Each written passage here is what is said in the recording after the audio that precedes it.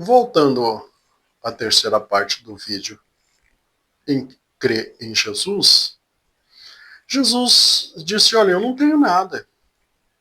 Eu não tenho casa, não tenho dinheiro, não tenho prata, nada. Se você quiser me seguir, você vai ter que renunciar. Você vai ter que deixar tudo para trás, deixar seu pai, sua mãe, seus irmãos, e você vai ter que me seguir assim, se você quer me seguir. Ele estava falando isso aí naquele momento de um segmento físico, humano que estava ali. Nos dias atuais, o que nós precisamos fazer? Renunciar ao pecado, renunciar à iniquidade, à transgressão, à injustiça, à maldade.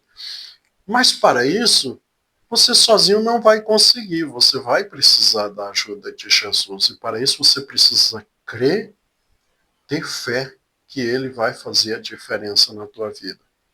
Muitas pessoas querem seguir Jesus na atualidade, mas ele quer seguir do jeito dele.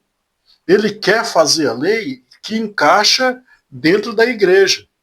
Uma das piores coisas que aconteceu no Evangelho, e eu acompanhei isso, porque no tempo eu estava muito ativo na igreja, foi quando um pastor americano começou a pregar prosperidade. Essa atualmente ainda é a pior desgraça que adentrou no meio da igreja. Porque aí começaram a pregar contra os ensinamentos de Jesus. Que lá no livro de Mateus, capítulo 6, Jesus diz que nós não devemos nos preocupar com nada. Ele diz que não devemos nos preocupar com pão, com a água, com o vinho, com o dinheiro, com a prata, que nós não deveríamos estar ansiosos para angariar essas coisas, mas se preocupar em buscar primeiro o reino de Deus e as demais coisas serão acrescentadas. Mas essa teologia da prosperidade que invadiu não só a igreja evangélica, não se confunda. Ela invadiu a igreja evangélica, invadiu tantas outras igrejas aí, tantos outros credos, outras seitas. Hoje se fala muito que Deus vai te honrar, que Deus vai te exaltar, que Deus vai te colocar de pé na frente dos seus inimigos, com muita bonança, com muito dinheiro, com muita prosperidade. Sabe, esse não é o propósito de Jesus. Ele não morreu na cruz com esse objetivo de dar a você dinheiro, prosperidade, riqueza. Ah, mas eu dou os 10% para a igreja, o dízimo, sim. E outra coisa, o certo do dízimo é não ser obrigatório você estar lá, Delas. Por quê? Porque se você não tem um coração disposto a renunciar esses 10%, a ajudar, você está também perdendo seu tempo. Você está aí dando dinheiro simplesmente para fazer como os fariseus, disse Jesus. Eles dão em praça pública para ser elogiado, para ser engrandecido. E olha, existem muitas igrejas que quem manda nela é quem tem dinheiro.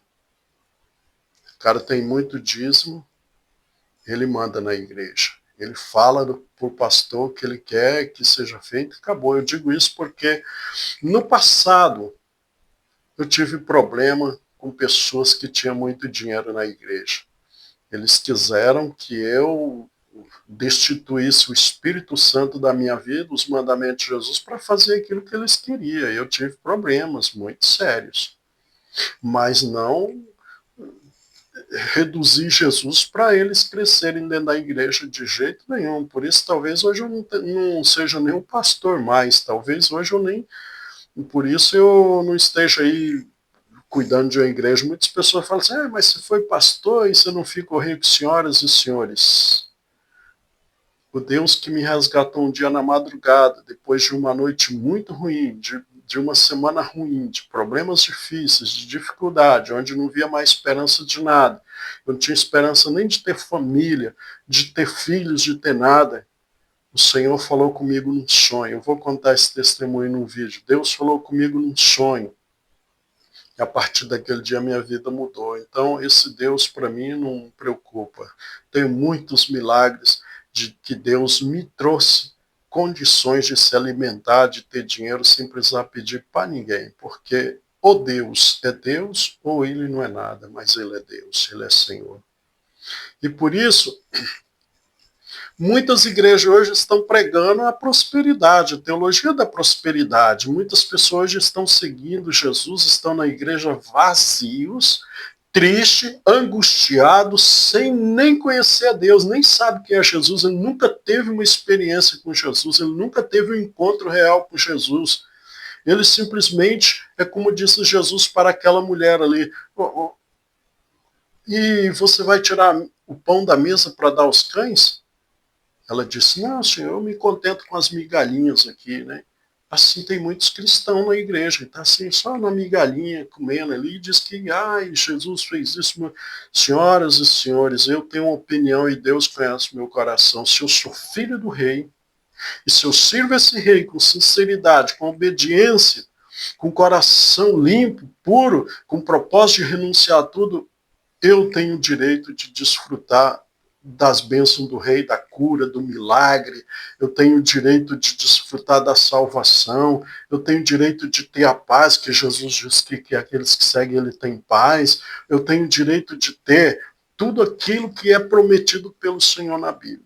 Por isso, essa teologia da prosperidade, ela afastou o homem de Deus, e por isso hoje eu quero dizer para você, é tempo de religação.